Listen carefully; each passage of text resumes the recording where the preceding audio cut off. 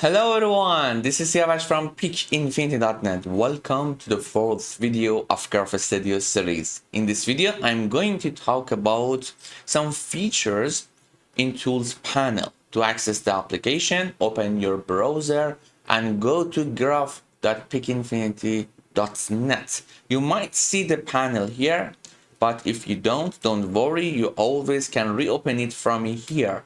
Or if you don't like to see it on your canvas, just close it, and all the feature also accessible from Tools menu here. Let me open it again. In this video, I will cover panning, selecting, and component dragging. Let's start with panning.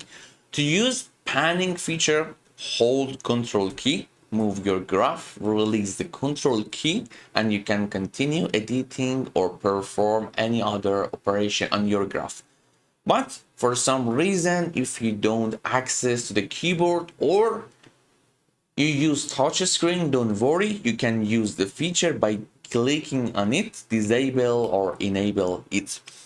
There is a tricky point here. If you don't use the keyboard after enable the feature and using it, make sure you disable the feature after perform any other operation. It's obvious, because if you don't disable this feature, for example, you won't be able to drag this node. Some features are accessible even if these three are enabled, but it's better to disable them after you've done using them.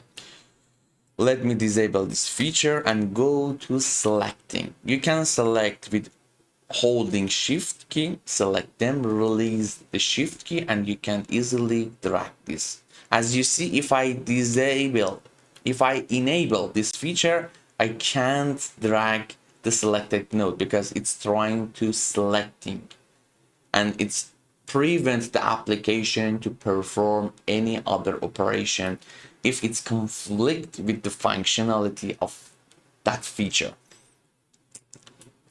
But if you have keyboard, all of them are automatically applied if you use a shortcut. So let me do that again. You can easily hold the Shift key, select, release the Shift key, and it's done. The next feature, I really like this feature because two reasons. Let me first draw a graph here. I double click, hold Shift key, select them, connect all of them together. If you want drag a component, you have two options. First, you can select all of its node and try to drag in it. But sometimes, imagine you have a graph with 100 nodes in each component. It's not very easy. It is a nightmare to select all of its nodes. Yeah, so it's very easy. Just hold the Control key. You can easily drag component, and sometimes it's not recognizable for you to find different component. It's very useful, especially if you are teaching about different component or talking in the seminar. For example, in this graph, it's not obvious, at least for me.